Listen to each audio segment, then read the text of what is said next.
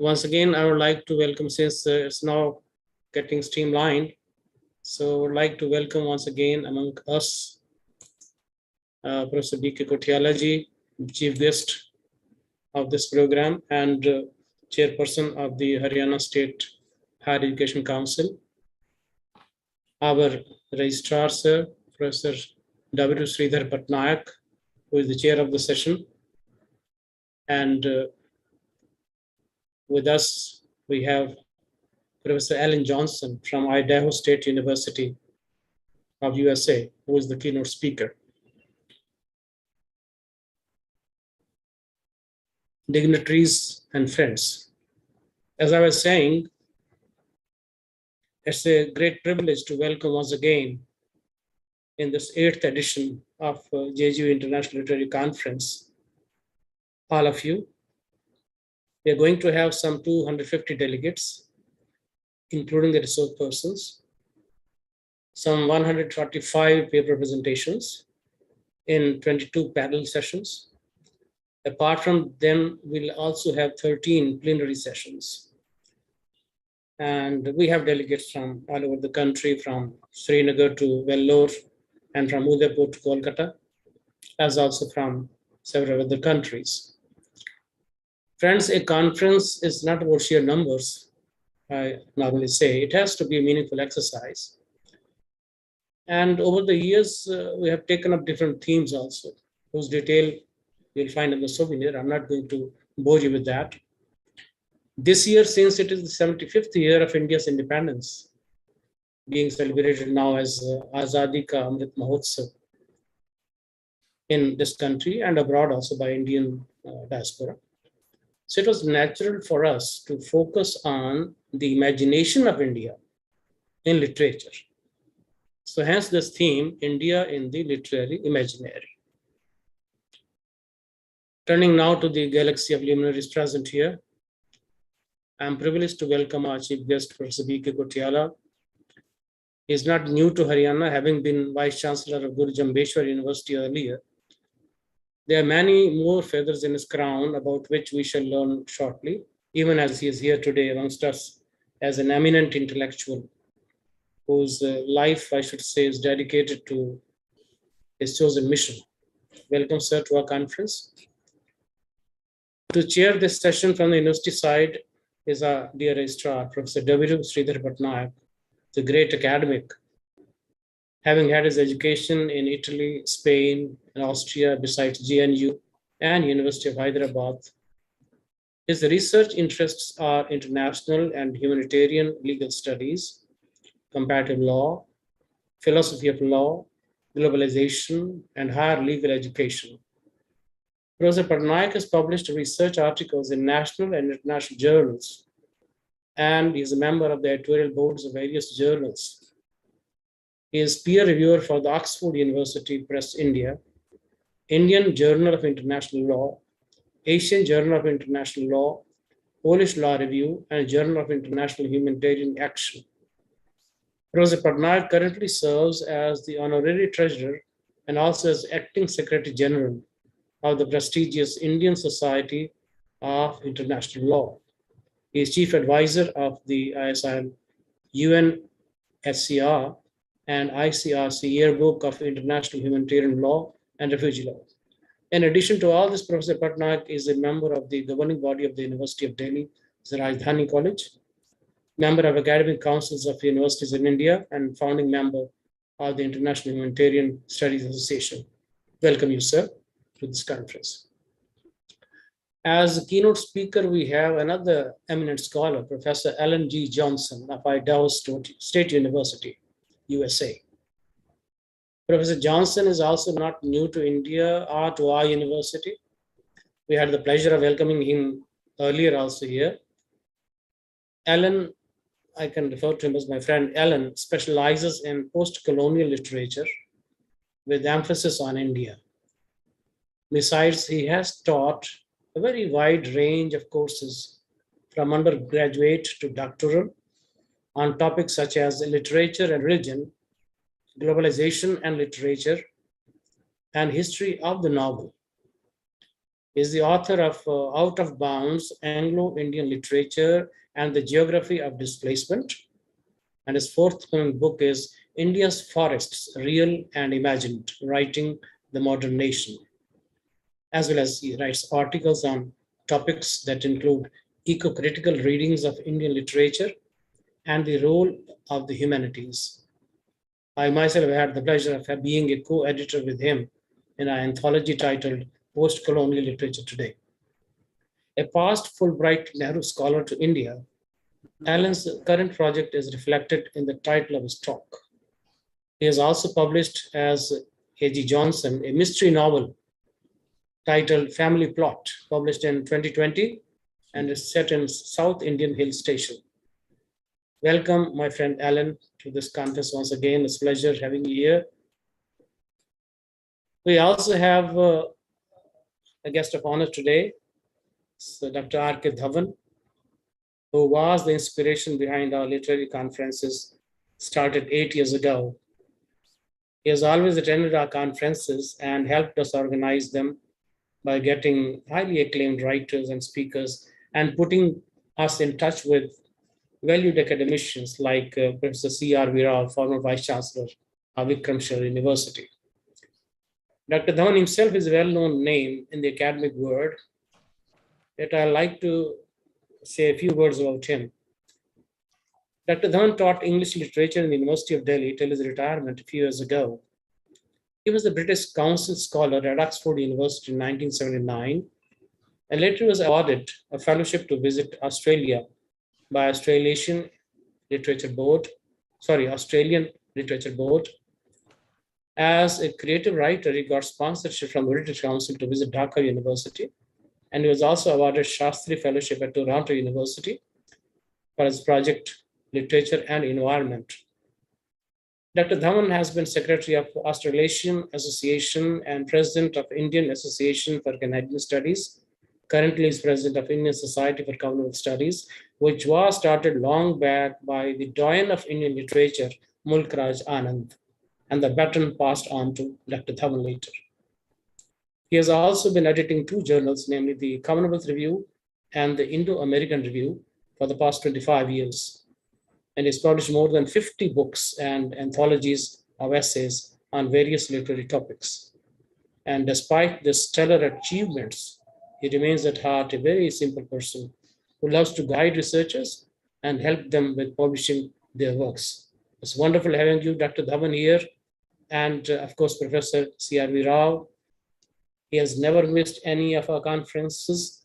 And I'm so glad that even though he is in USA right now, and maybe the time is rather odd, early morning there, along with Ellen Johnson, he is also up and doing. Thank you, sir, Rao Saab. It's always a pleasure to have you here, and your words of wisdom are always cherished by all the attendees of the conference. Thank you, sir. And thanks to all other respected authors, panel chairs, panelists, technical session chairs, and anchors whom we shall have the pleasure of welcoming individually during the relevant sessions. Thank you, all of you, for taking pains to be here, and a big welcome to you. Thanks also to the members of the organizing team, both my colleagues and students. Without your support, the program cannot succeed. So over the next 3 days now, as we listen to and interact with great academics and scholars, we shall have insight into the theme of the conference. And I call upon the researchers and students attending this conference, there's a big number of them, to participate wholeheartedly and meticulously to get the benefit of the discourse that will evolve at this conference. Friends, not taking more of your time now, let me request our dear registrar, Professor W. Sridhar Bhatnayak, the chair of the program, to kindly inaugurate the conference. Over to you, sir. Thank you very much, Professor Batra. It's indeed a pleasure being here with all the distinguished delegates who are present virtually. In fact, I must compliment you and the team for having organized this conference, if I am not mistaken, for the 8th year in a row, notwithstanding the pandemic situation in the last couple of years.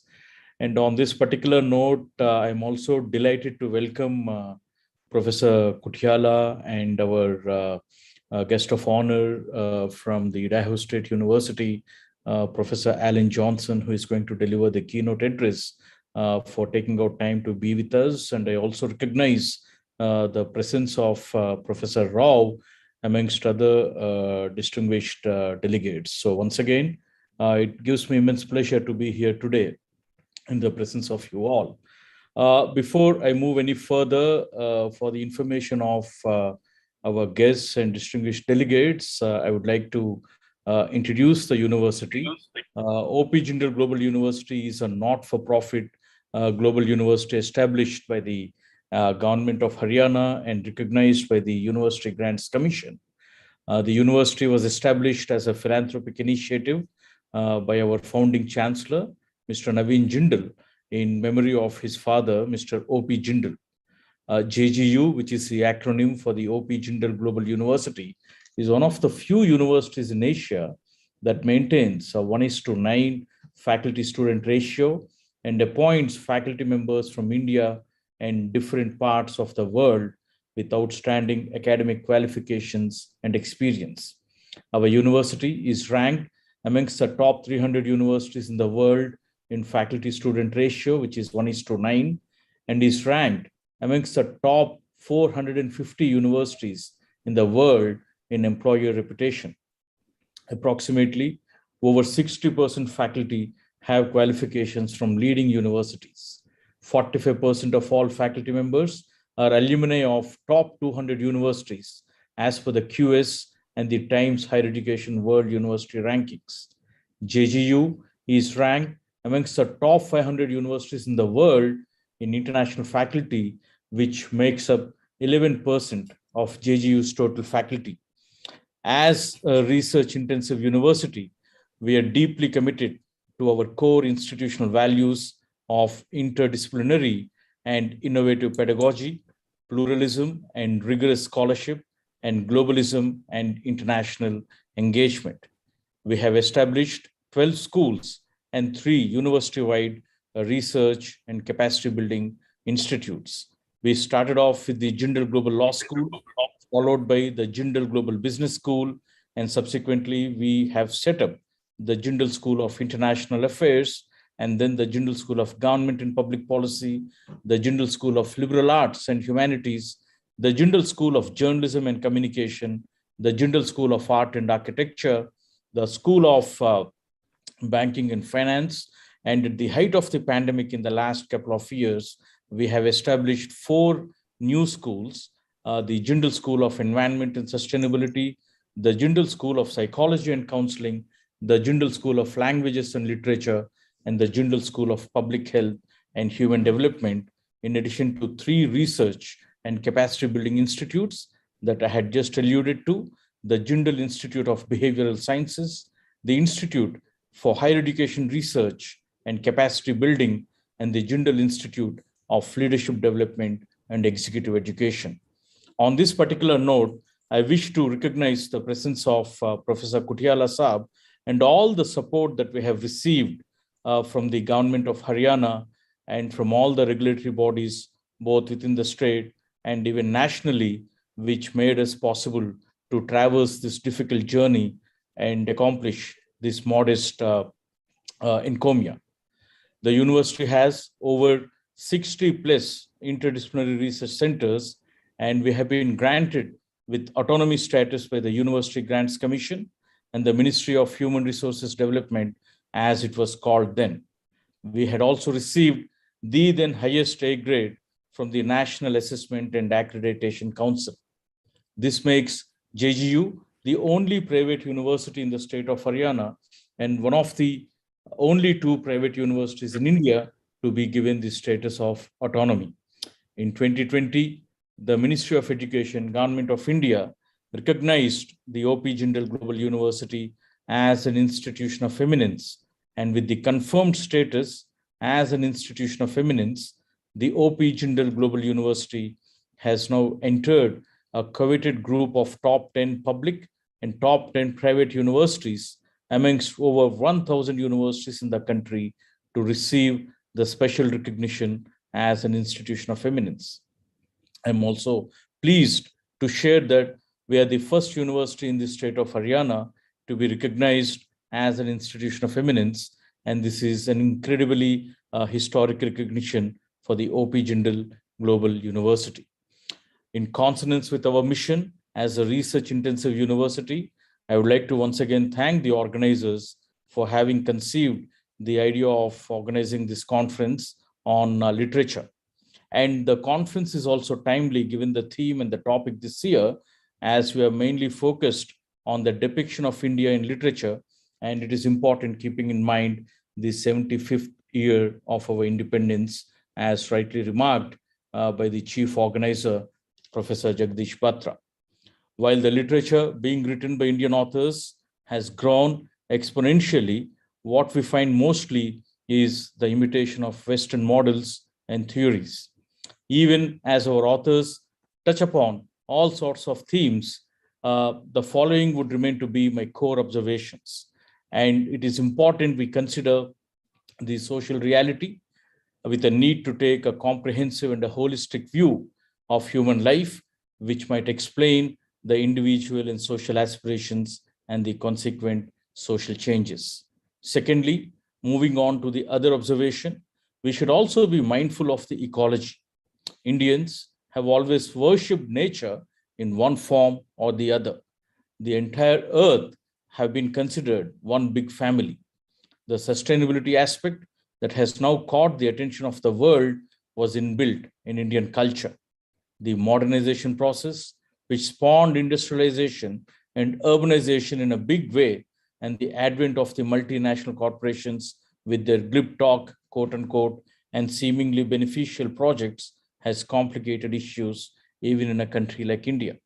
Literature that uses nature not only as a backdrop, but also as a theme per se needs to be talked about, which is in fact one of the important aspects of this conference. And we should also have an internal and an external view when we talk about observations, perspectives, and a methodology. Therefore, some of the questions that could be talked about is about the role of foreign writers on India. And the questions that could arise are, how do the people in the world look at India and understand India? Is something that has always aroused interest in all of us as literary scholars, as lawyers, or as social scientists. One should be ready, however, to receive all kinds of observations, be it positive or negative, receive bouquets and also brickbats to have a clear understanding of one's society and culture. I'm so glad that with this conference, we will have an opportunity to once again review and revisit all these aspects and to understand the society through the broader prism of literary studies. And on this particular note, I not only thank the organizers for having convened this particular conference, but I also welcome our distinguished guests to this evening, and I have great pleasure in inaugurating this conference. Thank you so much for the opportunity. Thank you so much, sir, for a wonderful take on the theme of the conference. Even though you teach law, I can find your grip on literature as well. And that's very meaningful for all of us. And thank you for your words of wisdom. I'll now request my colleague, Dr. Navriti Sharma, to kindly introduce the chief guest, Professor V.K. Kotialaji, to all of us formally. Thank you so much, Professor Batra. A very good evening and a very warm welcome to respected Professor Sridhar Patnaik, Chief Guest Professor Bij Kishore Kuchiala, Professor Alan Johnson, Professor Jagdish Batra, and all the dear dignitaries. Before moving on to this evening session, I would like to take the opportunity to welcome Professor Kuchiala, who has been a teacher, researcher, administrator, and social activist for the last 50 years. He has initiated innovative graduate and postgraduate courses in journalism, advertising, printing technology, digital media, and content production. He has many research reports, books, booklets, and papers to his credit, and has also produced documentaries, TV, and radio programs. Presently, he is the chairperson of Haryana State Higher Education Council and also the chairperson of Bharatiya Chitra Sadhana, organization dedicated to use film medium to celebrate diversity to create an equitable social system. He is also the director of Panchnath Research Institute, a forum for intellectual dialogues. Many organizations have honored and awarded him for his distinguished contributions. I request Professor Kuchiala to please come over and say a few words. Thank you so much.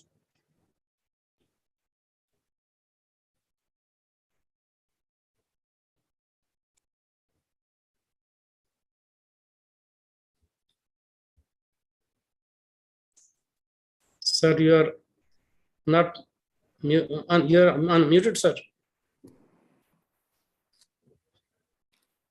Very warm good Yes. evening to all present in this virtual conference.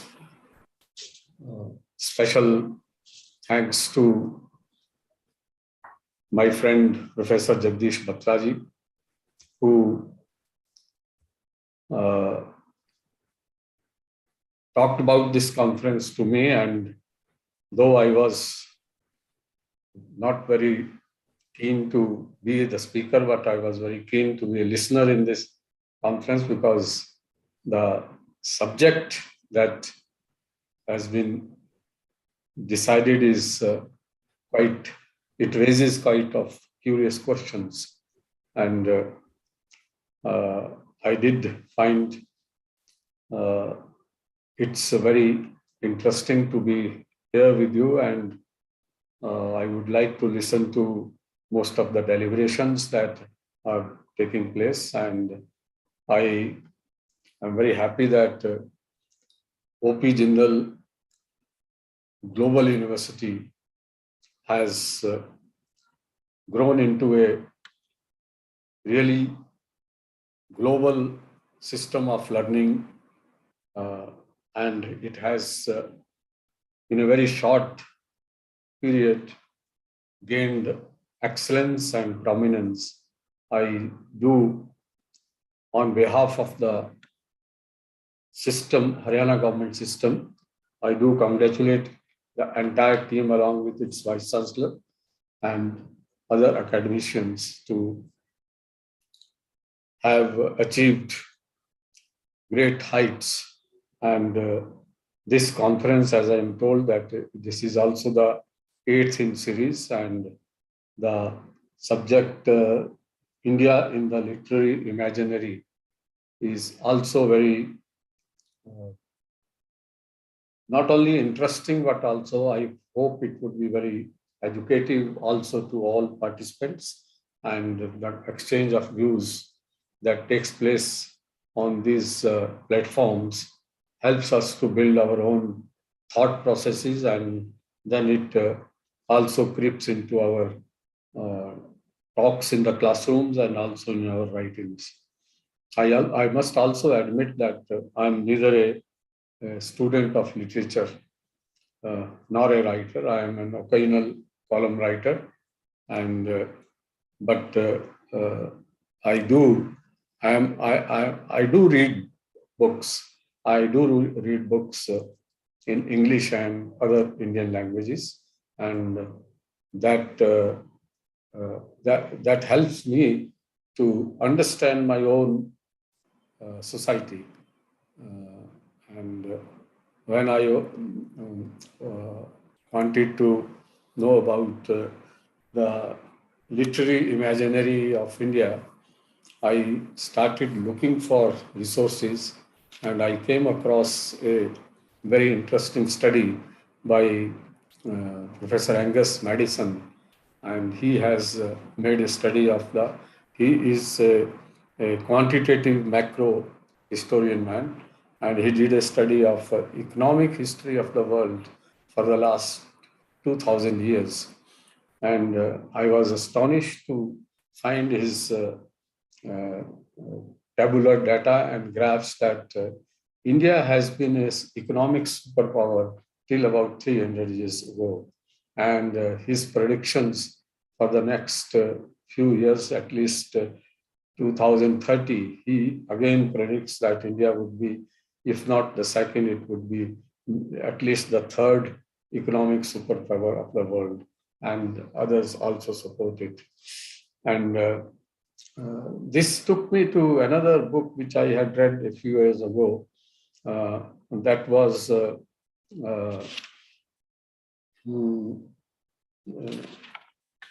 book called Strange Kind of Medicine, Strange Kind of Paradise. India Through Foreign Eyes. It was authored by Sam Miller. Sam Miller is a journalist who worked in India. It is a British journalist, but worked in India.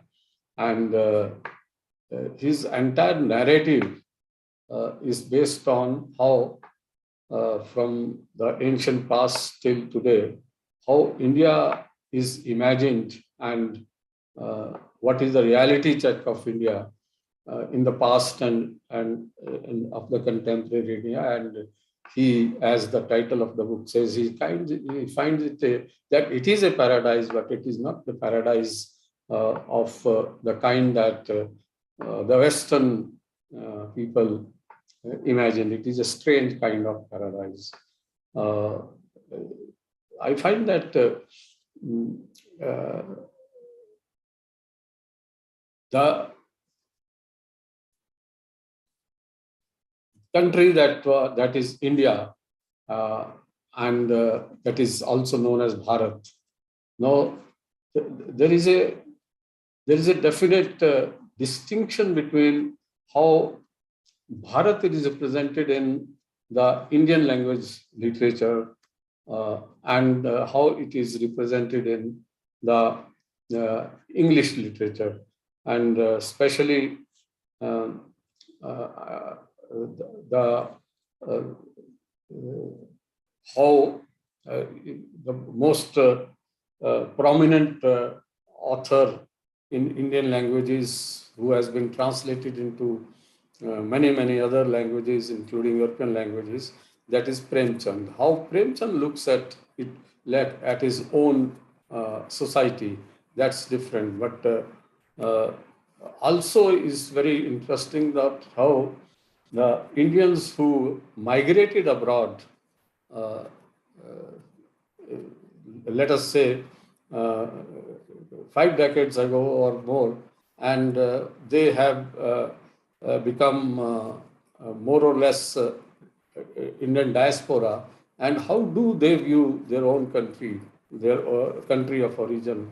And then we find that Rajiv Malhotra's books, particularly Indra's Net and The Battle for Sanskrit, they represent today's India, that is a rejuvenating India. It is, and Rajiv Malhotra also reinforces the concept of nation that Rabindranath Tagore he has written number of times about the difference of how the Eurocentric authors conceptualize a nation, and how traditionally India sees it as a nation that is more of a cultural, or rather Sanskritic foundation of a society, rather than the political and economic entity of a society. And that is perhaps the what is emerging as the India in its own minds, in the minds of the Indians, and also in the minds of the friends and enemies of India, that India as a nation is an ancient nation, and that authors, so many authors have now attempted to look into the past and what was once considered as a myth. Our Upanishads and Puranas, Vedas, and the epics like Mahabharata and Ramayana, these stories and philosophies have created a lot of interest in the minds of the people who study India or who live in India and write about India. And the recent trends about India, it's not only its yoga, but also of its spiritual background, spiritual heritage. And that perhaps is a new way of putting or imagining India in various kinds of literatures. Another thing which I find particularly in a book by Om Swami, the Memoirs of a Monk, that the book is titled If the Truth Be Told. And it shows that the basic difference of the basic philosophical difference of the traditional Indian way of living and the contemporary changes that are taking place in the thought process of how the world and how the universe and how various creatures have to live together. And that shows that the diversity, the Indian view of the universe, that the nature has to be diverse, but it celebrates integrity and unity. And you don't have to see unity in diversity, but diversity is such a is of such a nature that it exhibits the underlying unity and integrity in it. And similarly, the recent book by J. Nandkumar on Hindutva also emphasizes on these issues. Now, what has attracted the recent attention of many of the persons who are interested in India but are not very familiar with the Indian philosophies, they have started interpreting the traditional Indian literature, like, as I said, Vedas and other Puranas, and including the granthas that have been authored, let us say, 1,000 years ago, or 1,500 years ago, or even 500 years ago, and the basic philosophy of coexistence, and the basic philosophy of interconnectedness and interdependence of the entire creation of this universe. And that perhaps is the new emerging trend of how the in various even in journalism, this trends can be seen. And we find that when you talk about the world affairs, what India traditionally would think about it and what India of today talks about it has become very important. And I'm sure this conference of 3 days, in which so many parallel sessions are going to happen and large number of scholars are participating in it, and they would not only present their own views, but they would also learn from each other. And this intermingling of ideas and intermingling of thought processes would also create a new narrative of the rejuvenating India. And that perhaps is perhaps would be the best outcome of this conference. I wish you all the success, Professor Jagdishji, all the best for this. And thank you for giving me this opportunity to share my, I don't know, but I'm not a person from literature. I have talked about my thoughts about it, and I've shared it. Thank you. Thank you so much, and all the best. Thank you very much, sir. Thank you. You are so humble, sir. I must say that the food for thought that you have given is so ample that probably will not be able to take it all up during these 3 days of our confabulations and conversations. The benefit of having a great scholar like you here is that whereas we, in the midst of all this tension and mundane inactivities in the world, are not able to look beyond a certain distance, great scholars like you present a very panoramic view, a bird's eye view. A bird flying over valleys and hills can have a better view of the situation than we who are cocooned in our little hutments. Thank you very much, sir, for being present here, sparing time to be with us here and to enlighten us this way. I'll now request Professor Ellen B. Johnson, the keynote speaker, to kindly take up the stage and address us all. Professor Ellen B. Johnson. Thank you very much, Professor Batra, and great to hear the words of Professor Kutyala. And thank you all so much, and Professor Patnaik, and everyone who's attending.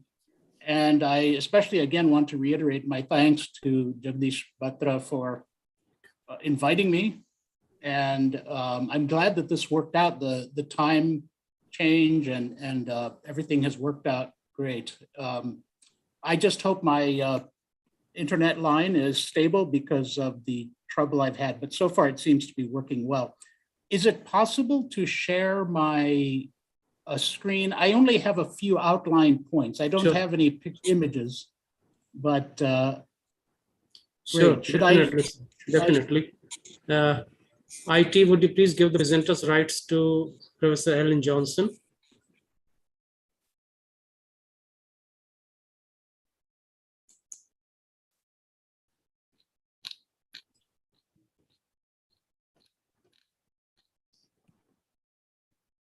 can you all see that? Yeah, we can see it now. Okay, wonderful. As thank you so much. And as I said, the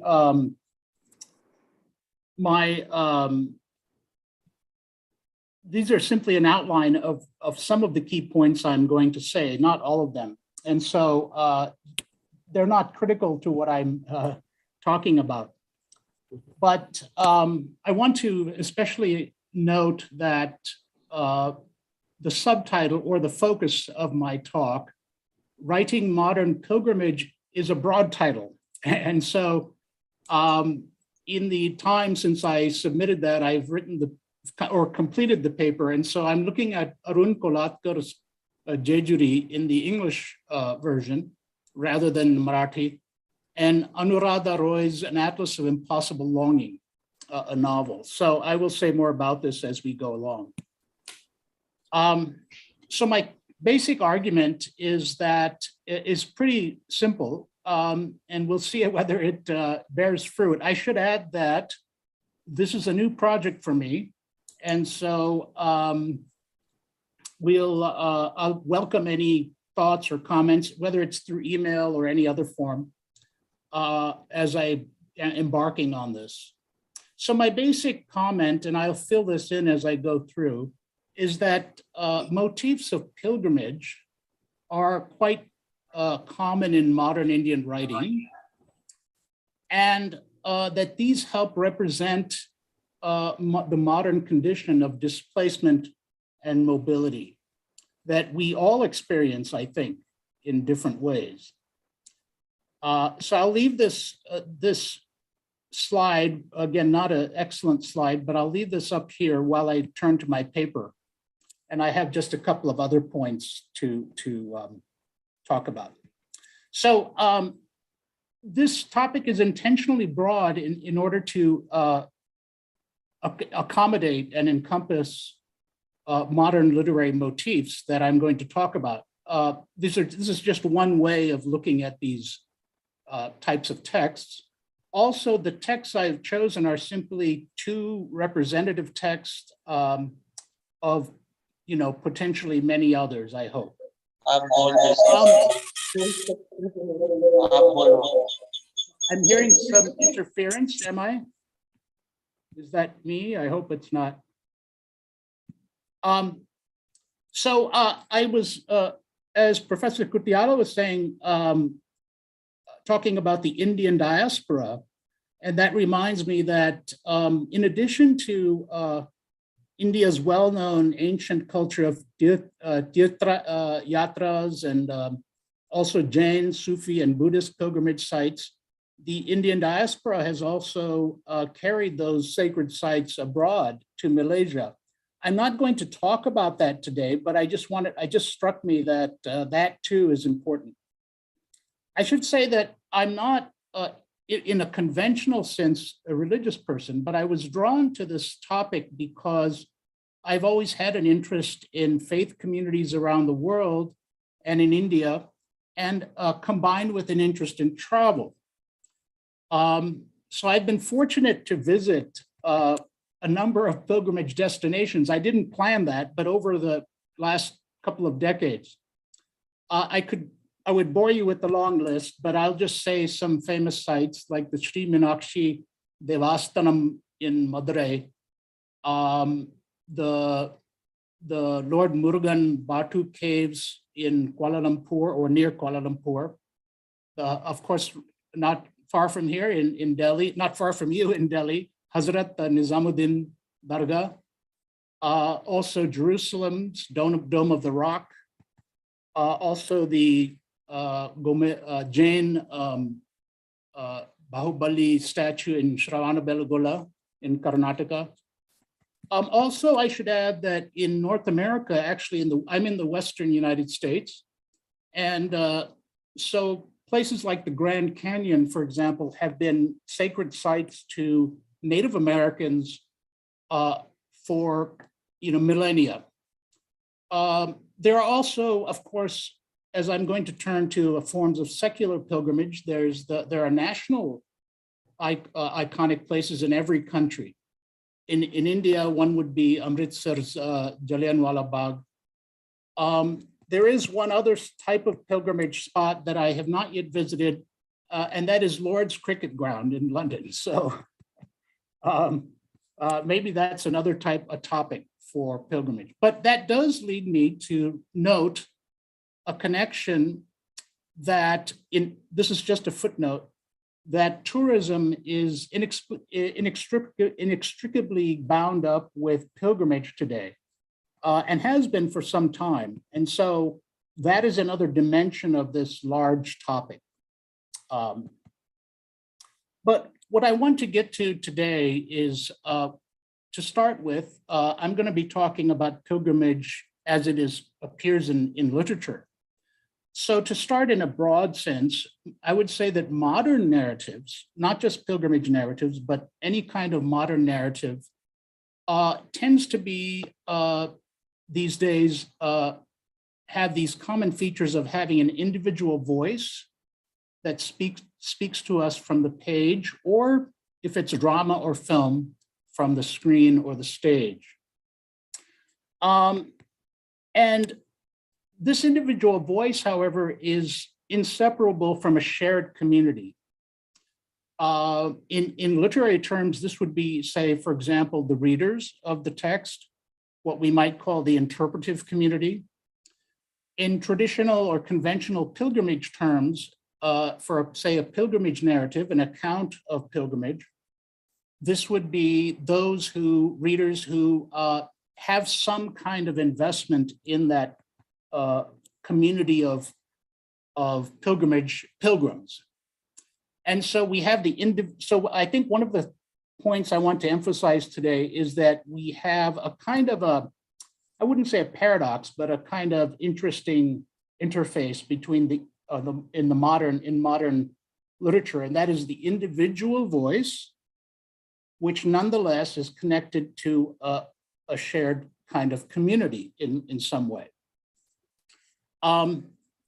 In conventional pilgrimage terms, the pilgrimage destination, and again, this would be in conventional religious ways, is seen, or the shrine, we might say, is seen as distinct from everyday life. This is what the anthropologists and social scientists Victor Turner and Edith Turner observe in their classic 1978 study, Image and Pilgrimage in Christian Culture. They themselves were not approaching it as religious scholars, but simply as social scientists, and focused on what they were familiar with in Christian culture.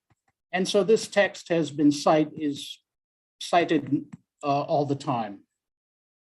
The other thing to keep in mind is that the place of pilgrimage it's extremely important. It is sacred ground, but it is also, according to scholars, not as important as what it symbolizes. So for example, if the traditional site of a pilgrimage is a saint's death, this is not as significant as that saint's life, which is the example that the pilgrims seek to emulate. They are not celebrating the death or the place that the person died, really. What they are, according to scholars, what they are celebrating or emphasizing is the life of that person. Also, shrines are not simply divorced from everyday life, as we know. If you go to any kind of pilgrimage destination today, you have the interface, or the commingling, I should say, of the everyday world and the sort of sacred or revered space of that particular site. So the lines between pilgrim destination and everyday life are blurred. So I just want to keep that in mind as well. Some more background on pilgrimage. Now, this is the first half of the talk, and then I'll get to the text. I take pilgrimage to mean the combined effect of the journey to this socially acknowledged sacred site, the rituals that attend these visitations, and also the future hoped for fruit of that penitential labor. In other words, as the Turners would say, you're looking for some kind of personal transformation in the company of others. Contemplation, meditation at the site is one key form of this. And so these are the classic forms of pilgrimage that I'm citing. And I'm relying on scholars for this, social scientists. The Turners also famously talk about pilgrimage as a liminal stage, a rite of passage that they call, or they also use the word threshold, of spiritual and psychological renewal, because you are sort of traversing the space between the everyday and the sacred, and also the space between the now and the past, the present, and the future. So if you're reading a pilgrimage narrative, classic one, the idea, I presume, is that readers can have some kind of sense, not entirely so, but can vicariously experience that pilgrimage. So in one way, pilgrimage is a type, a kind of pattern of social, that one of the many patterns that humans have created in social life, and we might call it a genre of social life. And similarly, pilgrimage narratives are a subgenre of, or a co-genre of, travel and religious literatures. Now, with any kind of genre, we have pre-expectations. When we come to categories like, science fiction novel, we expect certain things of it, and if it doesn't deliver on that, we feel cheated. In the same way, pilgrims anticipate, they have pre-expectations about a certain place. Now, I'll get to how this is commodified in modern time today, but in traditional senses, they have certain pre-expectations that they know they want to experience, and so they go for that. However, again, this sort of paradox that they want to have the shared experience, but also a unique and uniquely personal transformation. So one of the things that all scholars of pilgrimage note is that pilgrimage is grounded in repetition. So you have the repetition of the repeated journeys of many pilgrims, and you also have that you participate in, but it's also one that's grounded in your own personal transformation. So there's a ritualized context here. Another point that they talk about, and this is very important to the two texts I'm going to be analyzing, and I've said this before, but I'll reiterate that there's I mentioned past, present, and future. Another thing that scholars like Mircea Eliade have said is that there are pilgrimage seems to elicit or involve two separate times: the time of the present ordinary life and then the sacred future. So we might keep that in mind, because both of these texts, Kolatkar's poetry cycle, JGU, as well as Anuradha Roy's An Atlas of Impossible Longing, do what many other modern texts have done, which is to interlayer or put together in a different ways, different times. So a historical novel may do that, but they also, this becomes important to the theme, and I'll talk about that. More importantly, I would say modern literature is, and I'm talking about this also as a secular sense, that is to say, even if it's not an explicitly religious text, if it has pilgrimage motifs, I think the modern tendency to self-consciously play with textual representation, to think about what some scholars have called a meta-pilgrimage, which is to think about not only depict the pilgrimage, but then to reflect on what does it mean? Why are we attracted to pilgrimage? What does this mean? What sense does this make to us today? So we could treat pilgrimage narratives in a rhetorical sense as a stand-in for the actual journey. Now, just to summarize the motifs have in mind, the journey, the initiation or rite of passage, the self-discovery or renewal of a individual self, and the community that this is shared within. So this is sort of the, again, what scholars have talked about. What I'm interested in is again, this is only a tentative observation, but maybe the reader of these texts could be seen as a pilgrim, someone who can somewhat gather or experience, share in threshold experience of some kind of renewal.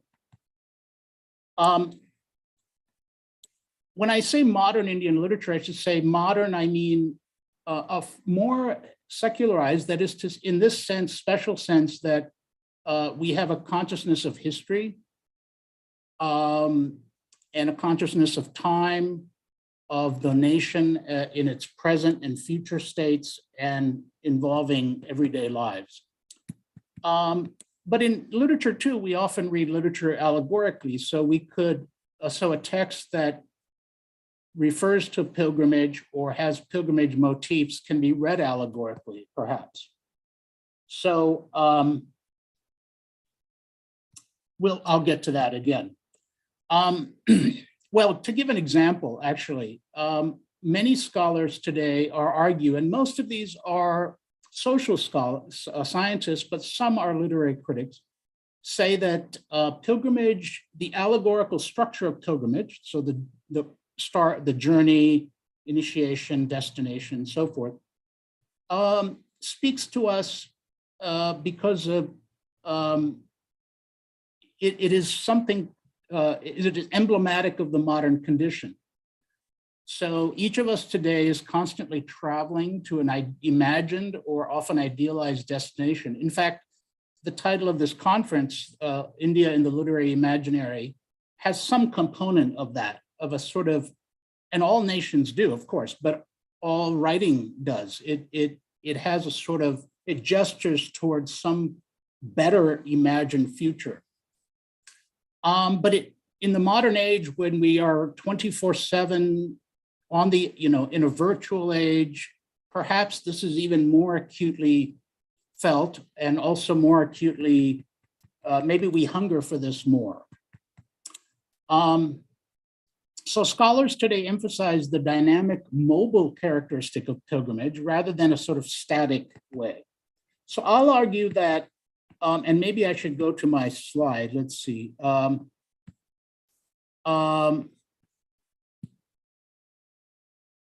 So this is, I'm on my slide here, just to give you, summarize a point. Modern narratives tend to be marked by a sense of displacement and movement, and they offer the repetition with the act of reading so as to perhaps illuminate the characters and themes that speak to us, but they are also, sorry about the typo there, they also, we can read them allegorically. And another thing I neglected to add, and I know I'm throwing a lot of terms out.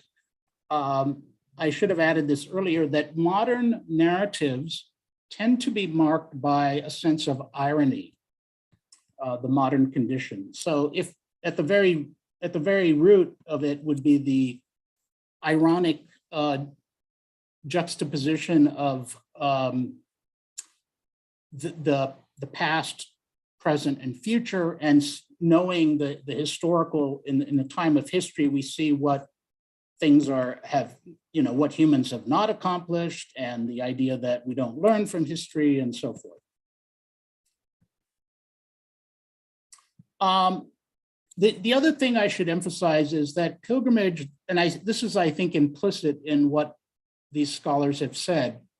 So pilgrimage, in the sense that it is a journey that wants to participate in an age-old ritual, usually old, not always, there has to be some starting point, but when we want to participate in a journey that others have done for many times, that is something that's familiar. So that is something that we want, that is the familiar part of it. We are going to a familiar and well-known destination. At the same time, each individual experience is going to be new for that person. And so there's this combination of the familiar and the new. As two scholars put it in their joint article, shrines mapped the familiar as much as they were signposts to the other world, the world that is not yet known to the pilgrim. So they're familiar, but they're also unfamiliar. So maybe we can conclude by saying that pilgrimage narratives, or modern texts also that use pilgrimage motifs, textualize or put into writing a fundamentally ineffable experience. They try to articulate something that is very hard actually to articulate. Of course, that's true with all human emotions as well. It's very hard to, and we look to great writers to convey that. So pilgrimage also connotes location and dislocation. So you're going to a well-known site, but you have to dislocate yourself from that. And again, this may be what speaks to us today, perhaps. I'm skipping down to a little below. So I'm going to get to JGU now and to my readings of these texts, and then I'll conclude with that. So in the early 1970s, as perhaps most of you know, Arun Kolatkar's famous poetic cycle, JGU, he wrote in both English and Marathi. And I guess the Marathi apparently version is slightly different from the English. In other words, he was completely bilingual. And so he chose, for various reasons, to write this same titled work, which is nonetheless slightly different. It's not a direct translation, in Marathi and English. And so that itself is an interesting point. But he talks about his traveling, and this would be in the late 60s or so. So he's, I think we should point out that the time is important here in modern sense, because Kolhatkar was a part of that first generation in Bombay, specifically Mumbai, of artists, both writers and dramatists and those in the fine arts, who were exploring what it meant to be in a young nation that was nevertheless ancient. And so they were part of that first generation. So I think we need to keep that in mind. So he recounts his own journey to the site well, he went there probably more than once, but certainly he presents it as one journey. And so he published this in, I think, 1973. So he goes as more of a cultural tourist rather than a believer. So this is that modern aspect.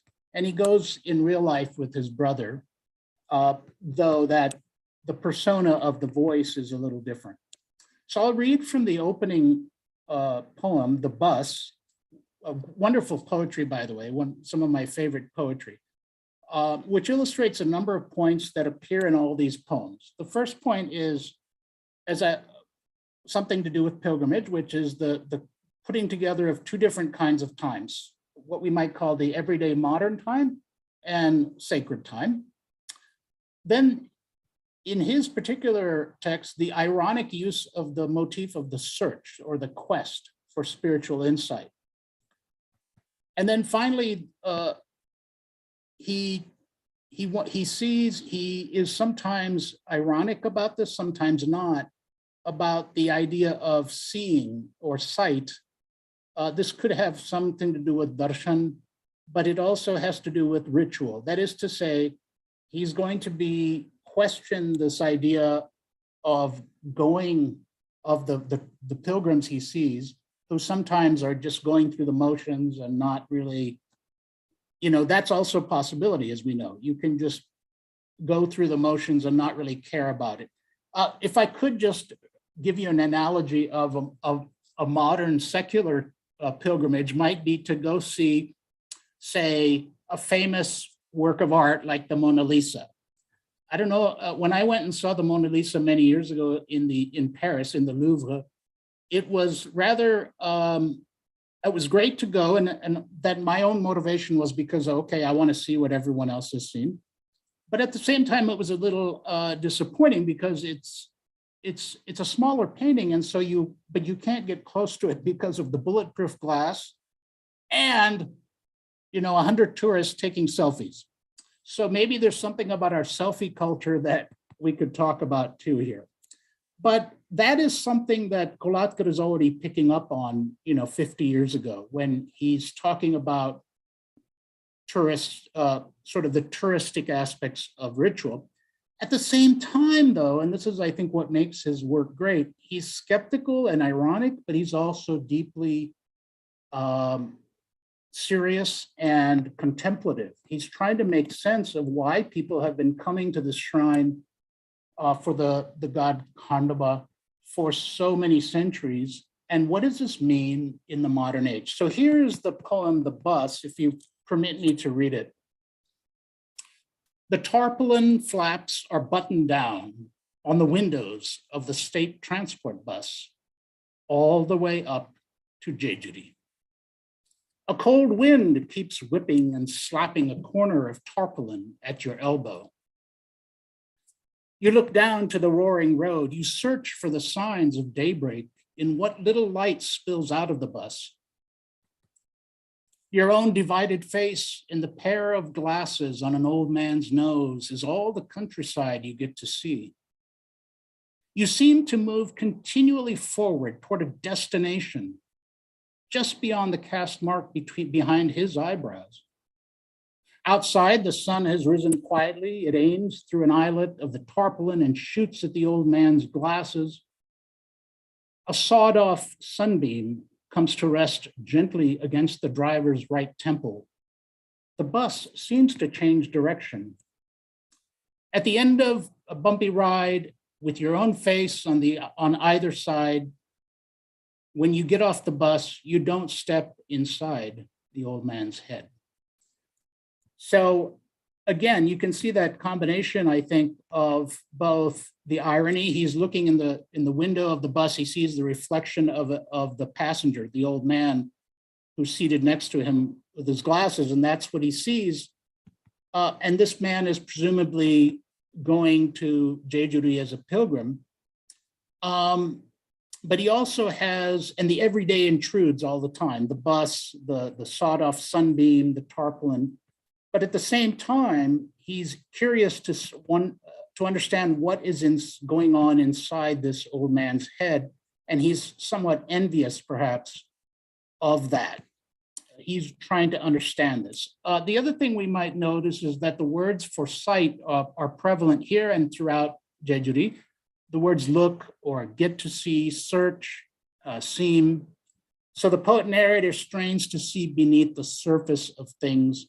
He's also moving. There's that idea of movement toward a destination, which again, we can remember are key criteria of pilgrimage. And he also sees his own face, as we said, divided in the mirror. Perhaps this implies that he has a momentary fusion of two different ages. He's young, he's a younger narrator, and this is the old man. He's also a secular, modern, rather cynical person from Bombay, and yet this old man is more sincere and so on. So there's a sort of ambiguous sense that he creates, or ambivalent, I should say. There's a momentary fusion of these personas too in those lines. And he sees in the everyday, perhaps, a semblance of the sacred. So this ritualized journey to and the ceremonies at the actual JGU site are part of this whole collection that he talks about. And through its marvelous language and rhythms, I think it allows the reader to gain something of that liminal state, though in a very modern secular sense, between everyday and sacred time. I think that's part of what he's trying to capture. This is not the only way to read this, of course, but I was going to read some more from his poems, but I'm going to go now to, I can always do that later, but I'm going to just talk about, well, let me just read a couple of lines, and then I know I'm conscious of the time here. I do want to get to the novel briefly. I'll just read a bit of the poem Scratch. He says, again, this is, and he alternates between a more cynical, skeptical voice and a more believing voice. This is the more modern side of him. He's also self-critical. He says, what is God and what is stone? The dividing line, if it exists, is very thin at JGU, and every other stone is God or his cousin. And then he ends by saying, scratch a rock and a legend springs. And I don't think he's saying that ironically. He's, you could read it that way. I think you can read this in different ways. A scholar of Kolatkar, I should mention, Anjali Narlikar, in her book of 2016, says that JGU features the journey of the poetic speaker through various shrines and his increasing alienation from both urban dystopia and rural traditionalism. So again, I think he's got a double vision, as she calls it, of the past, the ancient past and the present. And I think, again, this is part of what his first generation of Indian writers and artists are trying to make sense of. One more thing I should mention before leaving Kolatkar is that there's a sense of going across regional boundaries, which Narlikar mentions. She does not talk about pilgrimage per se, but that's what this work is about. And so he's crossing regional boundaries, and so there's some sense of trans-regional travel, and that too is a key motif that I think is important. Also, we should say that he moves from one language to the other, which is another characteristic. Okay, so let me go to the novel, and then I'll conclude with that. I hope I'm okay on time, Jagdish. I may be taking up too much time here, but I'll conclude with this. So now let me turn to a more recent work, a 2008 novel, An Atlas of Impossible Longing, written in English, set in Bengal, and it traverses 3 different periods in the life of a family and the house that they cherish or live in a small town. The rough divisions are from around 1907 and thereabouts to then the mid-century, 1947 to into the 50s, and then the roughly speaking the present. So these are the and we go back and forth in these. And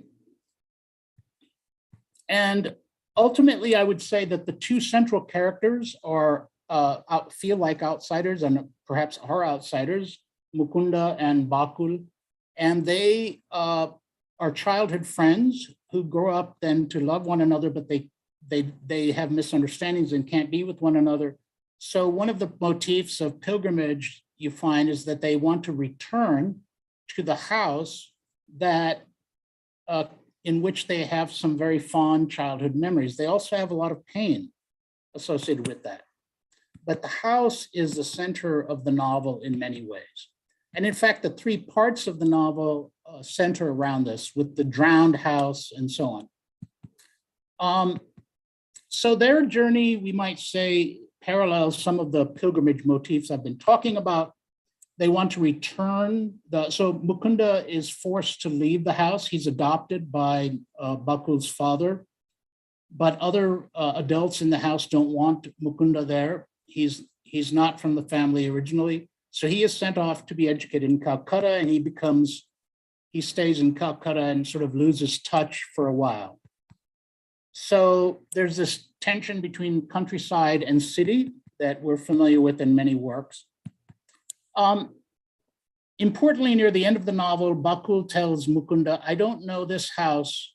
I should say they reconnect, and I'm going too hastily here, but they have many misunderstandings, as I said, and people try to keep them apart, but they reconnect towards the end of the novel, or near the end of the novel, in the house that is now in some not very good shape, and they want to make something of it. And Bakul says, I don't know this house except from stories and pictures. So in this sense, her pre-expectations of the house as a destination are something similar to what pilgrims might expect of a pilgrimage site. We hear about it, you know about it, but you haven't been there. So you only know about it through stories and images. There's also the sense in which Bakul and Mukunda may be said to go through a rite of passage or a liminal stage to reach a kind of transformative experience. The layering of pasts and present in the novel informs these journeys, and also the sense of historical and cultural intermixing. But it also involves displacement and the pain associated with that. We have the word return and returning appears all the time in the novel. We also have motifs of wandering and so on. I think even to conclude, I would say that the title of the novel, An Atlas of Impossible Longing, plays on the idea that the book is structured as a kind of map to guide us. There's another sense in which that the atlas metaphor comes up, but I'm going to focus on this idea of how each of the 3 parts of the novel, the drowned house, the ruined fort, the water's edge, I could say a lot more about these, but suffice it to say that these are not chronological markers, but more metaphorical. And so we might say that the atlas, the novel itself is an atlas trying to guide us in the same way that perhaps a pilgrim requires a map of some kind. I'm skipping down a little further because I would say in conclusion that we also expect, we are used to novels, this is a realist novel, and we might expect that when Mukunda and Bakul have to leave the house, or when Mukunda does, and that there's going to be some kind of return, but we don't know what that will involve. And as we know, modern literature is not always a happy ending. In this case, I'll let you, I won't spoil it if you haven't read it, but I would say that there are many motifs of that of the classic pilgrimage paradigm, but within the ironic style of modern life. And I'll conclude there. There's lots more I could say, but I know I've thrown out a lot of terms and a lot of ideas. So thank you very much. Thank you, Alan. It was such a wonderful literary pilgrimage on which you took us all. And it was a very new way of looking at what exactly pilgrimage in our times means, should mean to us. And while talking of JGU, of course, everybody, all of us have been teaching this particular poem, but your take on this poem was really unique. You talk of the double vision in which you have the familiar as well as the view of the other world. Let's say when you go on pilgrimage, there is some kind of voyeuristic pleasure that you look forward to through the eyes of the other, through the journey of the other. At the same time, you also maybe seek some kind of transcendental view also. So that is what exactly it should mean. And therefore, when we talk of location and dislocation, it's not merely, I think you don't mean spatial or temporal.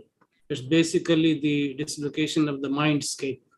The mind itself shifts to a different terrain from the mundane in which it has been existing so far. So when it goes on a pilgrimage, there's an entirely different kind of mindscape that we wish to enter. So that is probably the expectation. Of course, when we are back, we are again into the same rut. So this is what probably I would think of it. Now I'd like to invite questions in case we have a little time for that. So in case there are any questions for our keynote speaker or other speakers, I'll invite the attendees here. Most welcome. Any questions, please?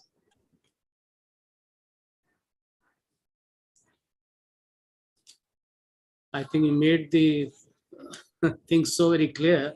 There are no questions exactly. So shall we move on to the next item on the agenda?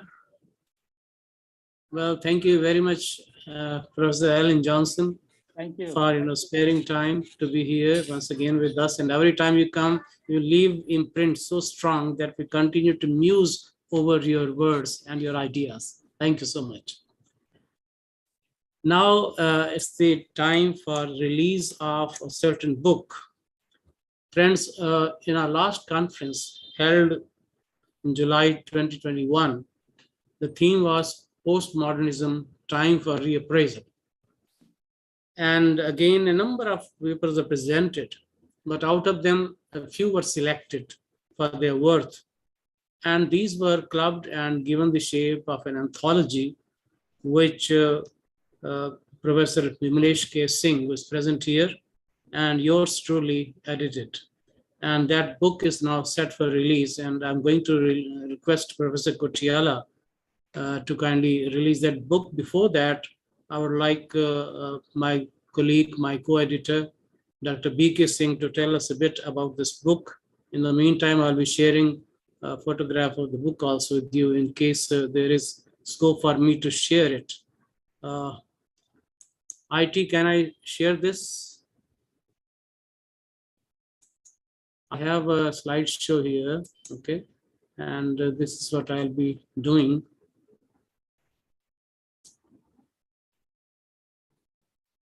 I'll take just 1 minute only. So maybe, Alan, you have to remove this PPT and then the other will probably be seen.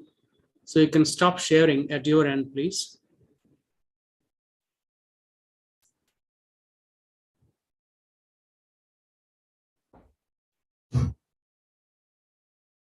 Yeah, great. So now I'm going to share this with you. And Professor B.K. Singh would tell us a bit about this particular book. Good evening, sir. Hello, everyone. This is my proud privilege to introduce our book entitled Postmodern Praxis in Literature. I really feel privileged to have co-authored the book along with Professor Jagdish Batra sir. Co-edited, sorry. Yeah, co-edited. And this book is a collection of 24 research papers which were presented last year in 7th JGU International Conference.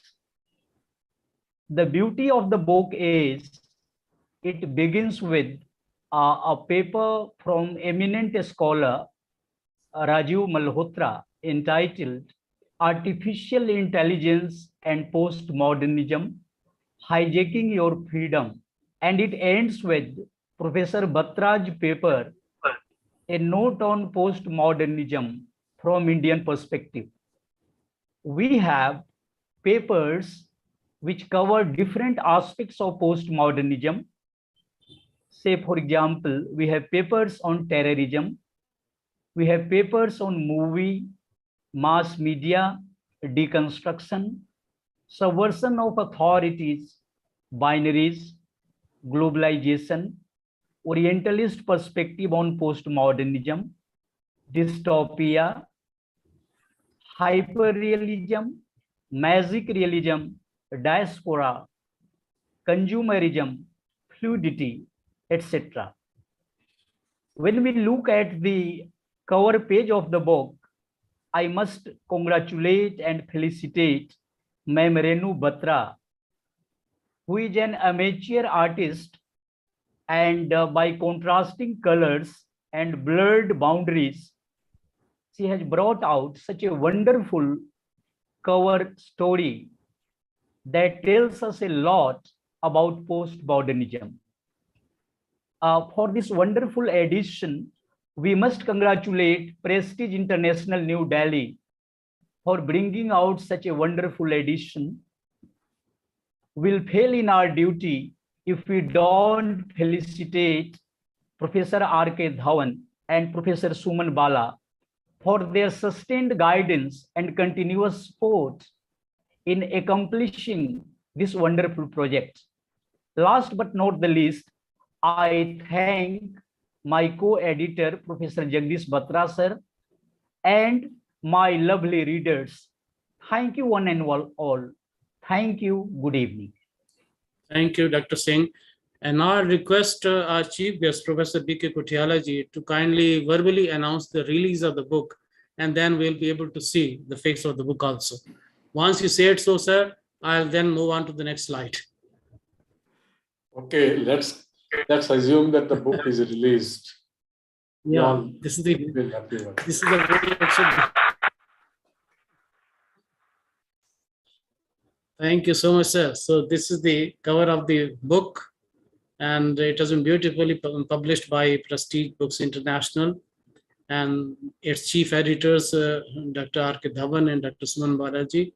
So thank you very much for all the contributors. There are a large number of them. I won't be able to announce the names of all of them, and many of them are here. So thank you, each one of you, for having contributed to your wonderful article to make this book. It's almost 300-page book, and it's going to be loved by everybody, every reader. Thank you so much, sir. Congratulations, Jagdish ji. Thank you. Thank you.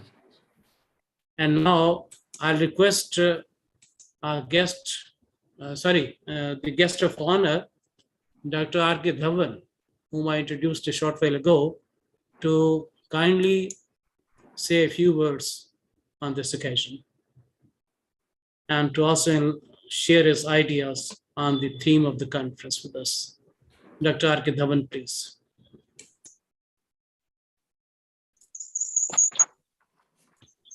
This is R.K. Dhawan from University of Delhi.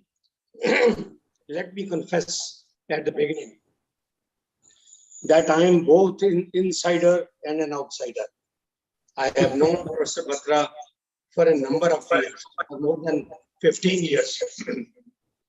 He is a genuine scholar and a very good organizer. I have attended all his conferences that he has organized. And I found each conference better than the earlier. And for all this, hats off to Professor Batra. Second point I want to point out today is that I must compliment him for the excellent theme of the conference. Every now and we find so often conferences being held on hackneyed subjects, on traditional themes, but this takes up absolutely a new theme.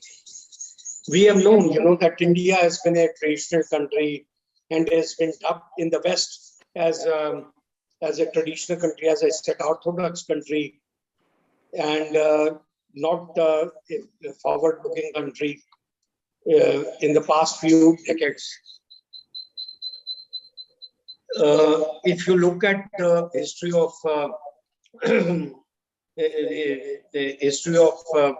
publishing, you will find the first relevant and major book on India was written by Sunil Khilnani. He was professor of sociology and political science at London University, and the book is very well known, The Idea of India. This book ran into 3 editions, and but the main thing that Khilnani projected in this book was that about the political scenario in our country, and he extolled democracy ushered by Jawaharlal Nehru in India. He didn't talk about the other. He talked about the mind of India, the head of India, but not about the soul of India. He didn't talk about the spiritual India, philosophical India, sociological India. So if you have an exact picture of India, I think this conference has a great role to play. It has so many papers. I have looked at them.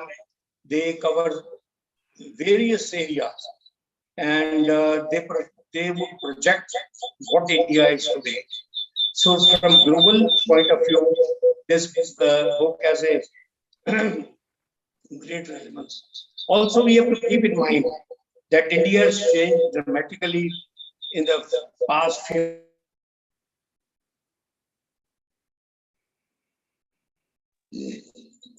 and in many circles, it has been regarded as Vishwa Guru, that is world leader.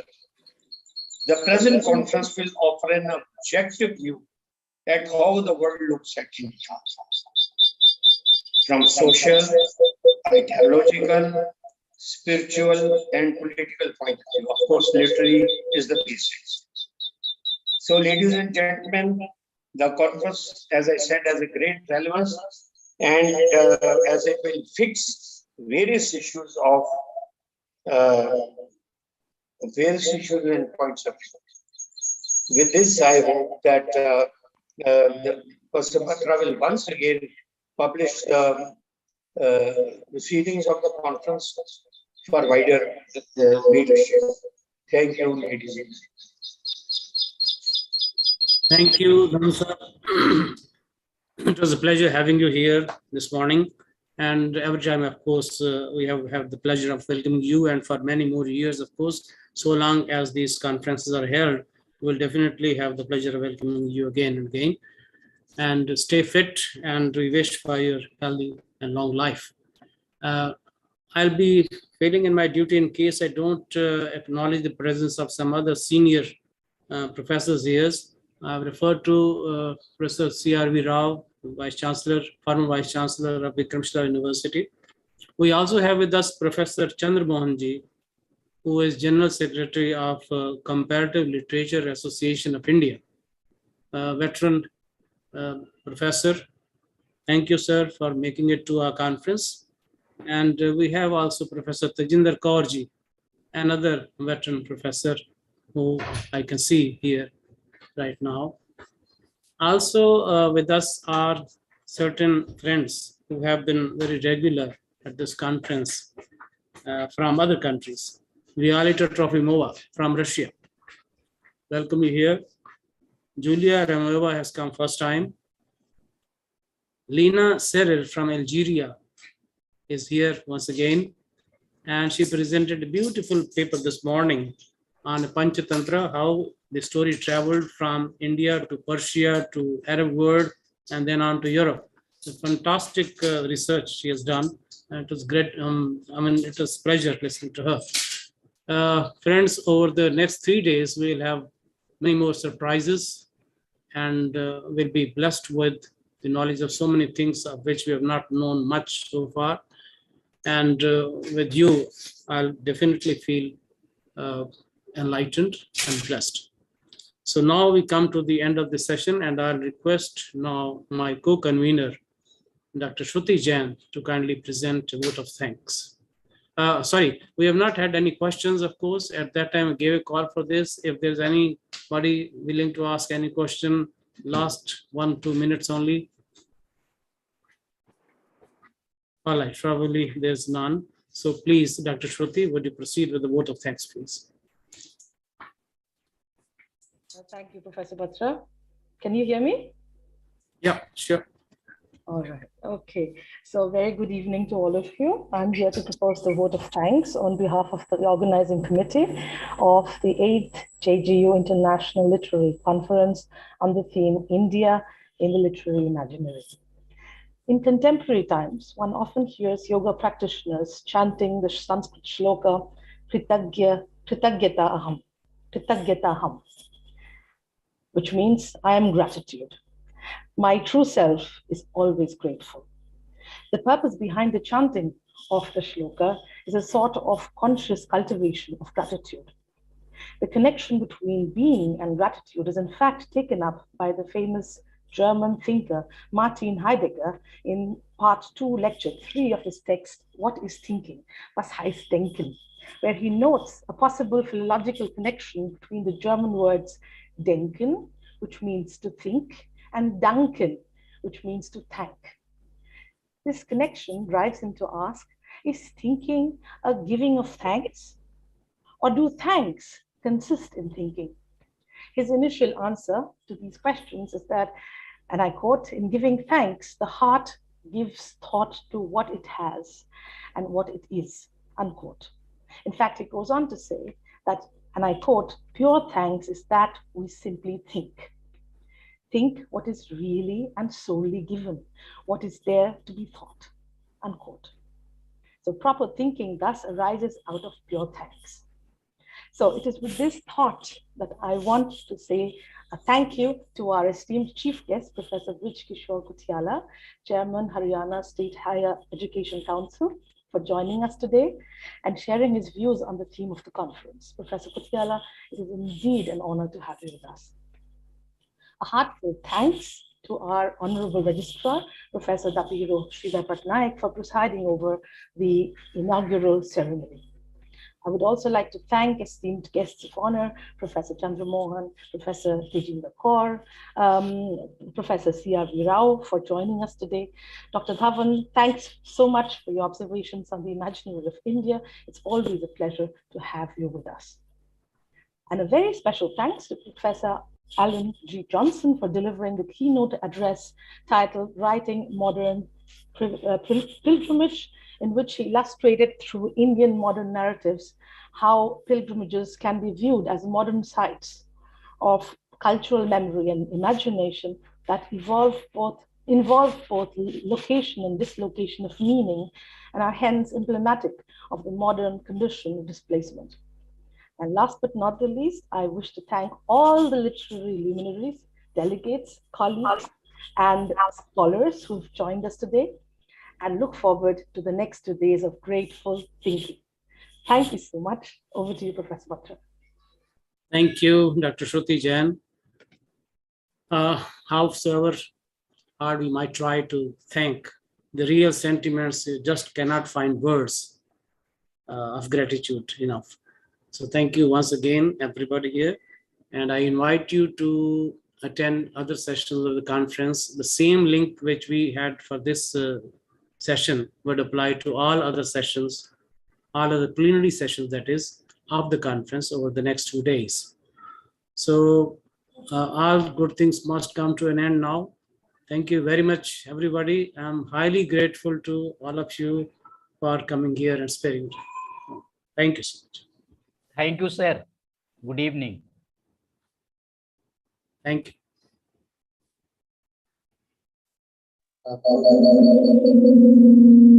Thank you.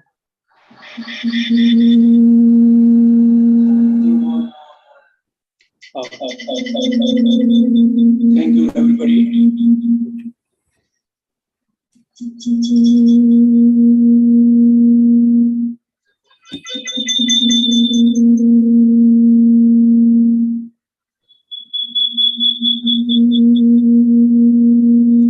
Looking forward to a lively discussion. I forgot to have. Sir, are you logging with 2ID? Yeah, looks like. That's why there's the echo sound here. So that's why this is having. Please be on mute in one device and stay unmute in one device.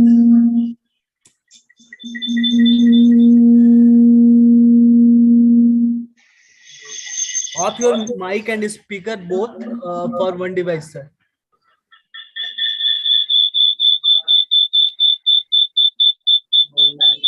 Dhawan sir, can you mute one device? That would help.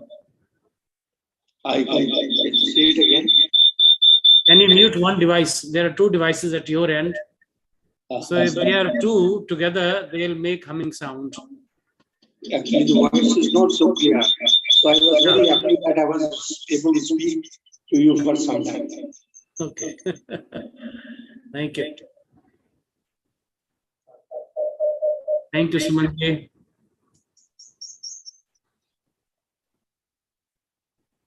Thank you, Dr. Aparna Batra, Aparna Bhattji also, Anshika Kumar, Krishna Kumar ji, Bhakti Priya, Suraj Balaji, Payal Khurana ji, Nimisha Yadav, Malvika, Neha, Priya,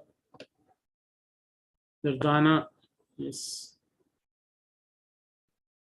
I beg leave of you now. Thank you so much, and we see you tomorrow.